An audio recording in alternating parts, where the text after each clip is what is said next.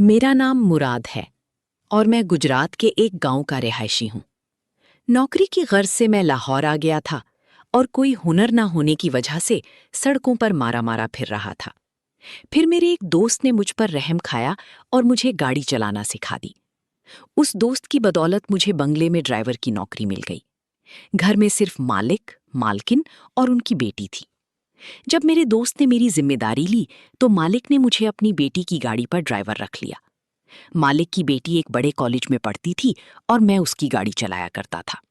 रोज सुबह उसे कॉलेज छोड़ता और वापसी में कॉलेज से लेकर बंगले में पहुंचा दिया करता।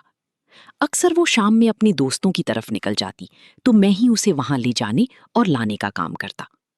एक गांव वाला होने की वजह से मैं इज्जत के मामले में ज्यादा ही हसास था। मैंने कभी नजर उठाकर मालिक की बेटी की तरफ नहीं देखा था। मालिक की बेटी का नाम किंजा था और वो एक हसीन लड़की थी, लेकिन मैं हमेशा नज़र झुकाकर उससे बात करता। मेरे लिए तो मेरे मालिक और मालकिन काबिल एहतराम लोग थे, जिन्होंने मुझे काम देकर मेरी मुश्किल आसान कर दी थी।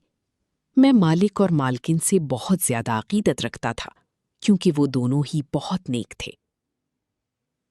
किंजा रास्ते में मुझसे बातें करती और बहुत सारी बातें मुझे बताती, लेकिन मैं सिवाय सर हिलाने के और कोई जवाब ना देता। वो बहुत ज़हीन थी, हर क्लास में अव्वल आती थी। किंजा बीबी मुंह में सोने का नवाला लेकर पैदा हुई थी। मालिक उनकी हर बात फौरन पूरी कर देते। नई गाड़ी की फरमाइश की तो मालिक ने फौरन ही उन्हें नई गाड़ी खरीद कर दी दी। किंजा बीबी मुझे कहने लगी कि देखो, मैंने तुम्हारे लिए नई गाड़ी ले ली है। उनकी बात सुनकर मैं मुस्कुरा दिया। वो अक्सर ही बातों बातों में मुझे छेड़ती और मेरे साथ फ्री होने की कोशिश करती, लेकिन मैं कभी अपनी हद से तजावुज़ ना करता। किंजा बीबी जब भी खरीदारी पर जाती तो वो मेरे लिए कुछ न कुछ ज़रूर लेकर आती। उन्हें मालूम था कि मेरी बहन की शादी होने वाली है। वो मेरी बहन के लिए भी कुछ न कुछ खरीद कर दिया करती थीं कि ये उसकी शादी के लिए गांव भिजवा देना। मैं उनकी आदत और अखलाक से बहुत मुतासिर था, लेकिन मुझे क्या खबर थी, यही किंजा एक दिन मेरे किरदार को पाश पाश कर देगी। उसकी कम उम्री में शादी होनी थी और वो शादी होकर अपनी खाला के घर जाने वाली थी। गाड़ी में अक्सर ही फोन पर अपने दोस्तों से बातें कर रही होती, जिसमें उनके मंगेतर का कहीं ना कहीं नाम आता, लेकिन मैं कभी उनकी बात सुनने की कोशिश नहीं करता और अपना ध्यान इधर उधर लगाए रखता। सर्दियों के दिन थी कि जब मालिक और मालकन को अचानक अमेरिका जाना पड़ा। मालिक के बड़े भाई, जो अमेरिका में रिहाइश पजीर थी, उनकी हालत बहुत ही नाजुक थी और वो अपने आखिरी वक्त में अपने भाई को अपने पास देखना चाहते थे। इम्तहान सर पे होने की वजह से मजबूरन वो दोनों अपनी इकलौती बेटी को घर पर ही छोड़ गए। मालिक ने जाते जाते मुझे ये जिम्मेदारी सौंप दी कि मैं किंजा बीबी को कॉलेज ले जाने लाने का काम पूरी जिम्मेदारी के साथ करूं और उनका ख्याल रखूं, क्योंकि मुझे मालिक के साथ काम करते हुए 2 साल होने वाले थे। इसलिए वो लोग मुझ पर बहुत ही ज्यादा भरोसा करने लगे थे।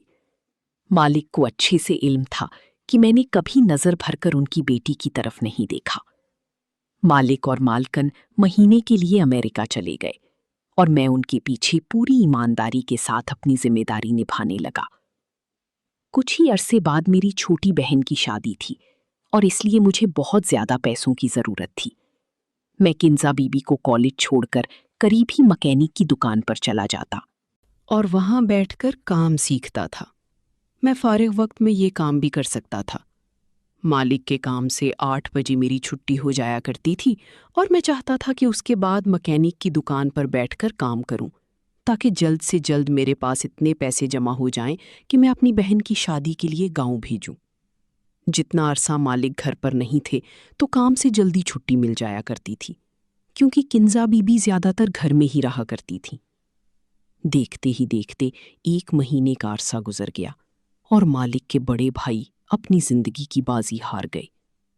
उसी रात मेरे पास किंजा बीबी का फोन आया कि उनकी तबीयत कुछ ठीक नहीं है और मैं उनके पास आ जाऊं।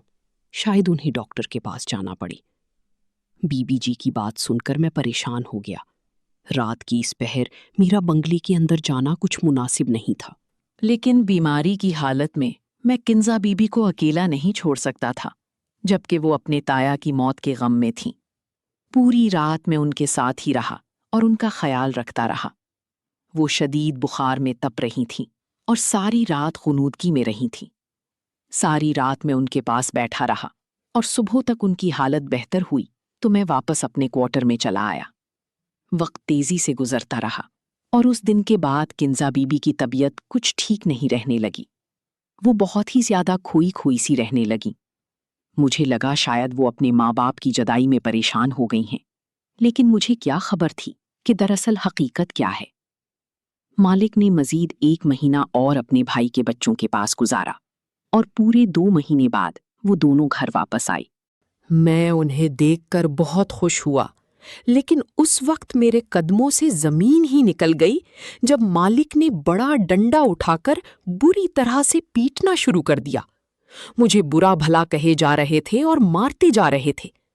مجھے سمجھ نہیں آ رہا تھا کہ مجھ سے ایسی کون سی غلطی ہو گئی جو مالک اس قدر غصے میں ہے اور میری بات بھی سننے کو تیار نہیں۔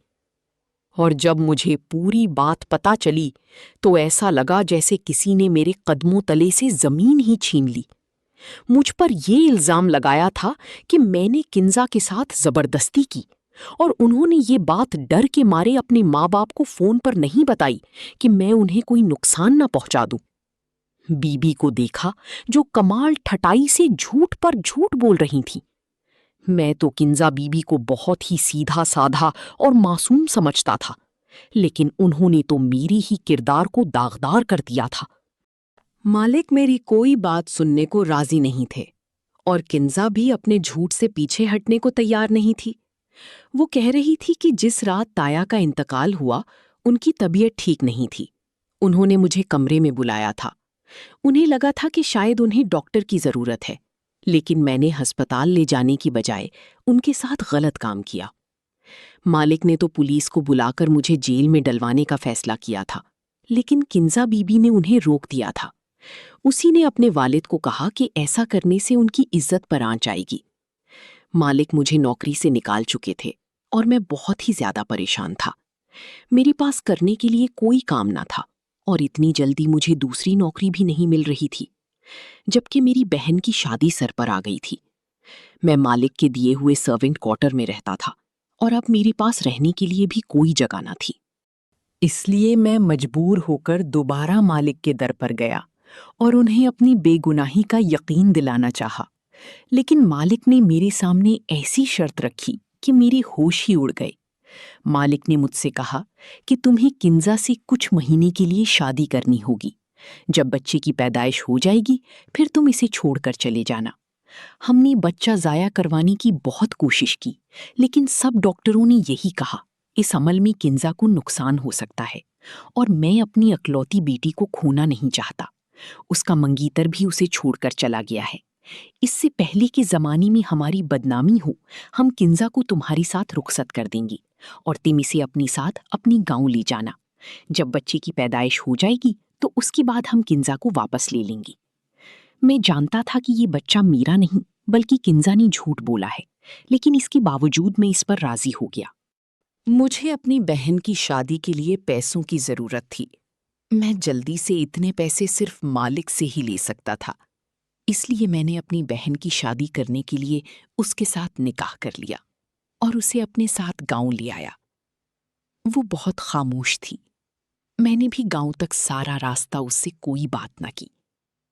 نکاح کے فوراً بعد ہم گاڑی میں بیٹھ کر گاؤں آ گئے۔ میری ماں اور گھر والی دلہن کو دیکھ کر حیران رہ گئے۔ جب میں نے اپنی ماں کو بتایا کہ میں نے شادی کر لی ہے تو میری ماں حیران رہ گئی۔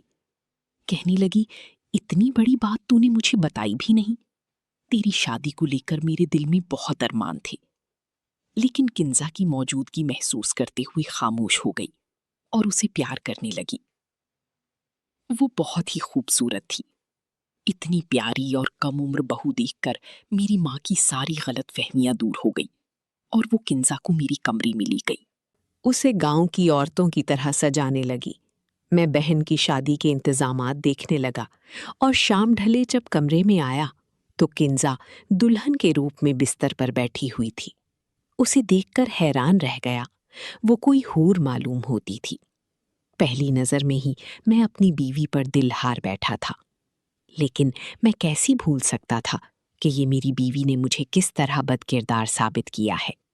میں اس کے قریب بیٹھا تو وہ ڈر کے مارے لرزنے لگی۔ وہ اچھے سے جانتی تھی کہ اس نے مجھ سے کس طرح شادی کی ہے۔ میں اس سے پہلے کچھ کہتا وہ خود میرے قدموں میں بیٹھ گئی۔ اس کے آنسو میرے دل پر گر رہے تھے، کیونکہ میں نے اسے ہمیشہ ہی بہت مخلص اور اچھا پایا تھا۔ کنزا ہوتے ہوئے مجھ سے کہنے لگی کہ اس نے جو الزام مجھ پر لگایا ہے اس کے لیے وہ شرمندہ ہے، اور اسے اپنی غلطی کا پوری طرح احساس ہے۔ لیکن یہ سب کچھ اس نے مجھے بدکردار ثابت کرنے کے لیے نہیں کیا، بلکہ بہت ہی مجبوری میں کیا۔ میں نے اسے صاف لفظوں میں کہہ دیا کہ تم نے کتنی مجبوری میں ہی یہ سب کیا ہو، لیکن تمہارے اس عمل سے میری عزت 2 کوڑی کی بھی نہ رہی۔ اپنے گناہ کو میرے سر تھوپ کر تم سرخرو ہو گئی، اور میں بے گناہ ہوتے ہوئے بھی اپنے مالک کی نظروں میں گر گیا۔ میں چاہ کر بھی تمہیں کبھی معاف نہیں کر پاؤں گا، لیکن میں اتنا کم ظرف نہیں ہوں کہ اپنے مالک کی بیٹی کے ساتھ کوئی زیادتی کروں۔ اس لیے تم جب تک چاہو اس کمرے میں رہ سکتی ہو، تمہیں کسی چیز میں کوئی تکلیف نہیں ہوگی، اور جب تم اپنے گناہ کو اس دنیا میں لے آؤ تو یہاں سے جانے پر بھی آزاد ہوگی۔ میں خود تمہیں تمہاری بچے کے ساتھ تمہارے گھر چھوڑ کے آؤں گا۔ یہ کہہ کر کمرے سے باہر نکلنے لگا، جبکہ کنزا کے لفظوں نے میرے قدموں کو زنجیر کر دیا۔ وہ کہنے لگی، میں نے کوئی گناہ نہیں کیا ہے جس کی پیدائش تک مجھے یہاں انتظار کرنا پڑے۔ نہ ہی میں نے آپ کو آپ کے مالک کی نظروں میں گرایا ہے، بلکہ آپ کے مالک تو آپ سے بہت محبت کرتے ہیں اور آپ پر سب سے زیادہ بھروسہ کرتے ہیں۔ اسی لیے آپ کے مالک نے اپنی زندگی کی سب سے قیمتی چیز آپ کو سونپ دی ہے، اور مجھے یہ حکم دیا ہے کہ میں شادی کے بعد آپ کو ساری حقیقت بتا دوں۔ کنزا کی باتوں نے مجھے حیران کر دیا تھا۔ میں پلٹ کر کنزا کا چہرہ دیکھنے لگا۔ وہ اس وقت ایک 18 سال کی معصوم لڑکی لگ رہی تھی، جو نہ جانے کن حالات میں گزارا کر رہی تھی۔ کنزا کہنے لگی کہ وہ حاملہ نہیں ہے، کیونکہ اس کے والد نے مجھ سے جھوٹ کہا ہے، اور اس کے والد نے یہ سب بہت مجبوری میں کیا ہے، کیونکہ وہ اپنی بیٹی کی جان بچانا چاہتے تھے۔ اس نے میرے قریب آ کر میرا ہاتھ اپنے ہاتھوں میں تھام لیا اور مجھے اپنے ساتھ لیے بیڈ پر بیٹھ گئی۔ وہ اپنے لہجے میں مجھے اپنی سچائی بتا رہی تھی، تو میں گمسم سا اس کی بات سن رہا تھا۔ کہنے لگی کہ اس کی خالہ نے بچپن سے ہی اپنے بیٹے کے لیے اس کا رشتہ مانگ رکھا تھا، لیکن وقت گزرنے کے ساتھ ان کو اپنی غلطی کا احساس ہوا۔ خالہ کا بیٹا اکلوتا اور امیر تھا، اسی وجہ سے بہت ہی زیادہ بگڑ چکا تھا۔ اس کے پاس نہ ہی پیسے کی کمی تھی اور نہ ہی کوئی روک ٹوک کرنے والا تھا۔ احمر کی والدہ کبھی بھی اپنے بیٹے کو غلط بات پر نہ ٹوکتیں، اور جیسے جیسے احمر بڑا ہوتا جا رہا تھا وہ مزید عیاش ہوتا جا رہا تھا۔ کنزا بتانے لگی جن دنوں اس کی ماں باپ امریکہ گئے ہوئے تھے، احمر نے کئی دفعہ اس کے ساتھ بدتمیزی کرنے کی کوشش کی۔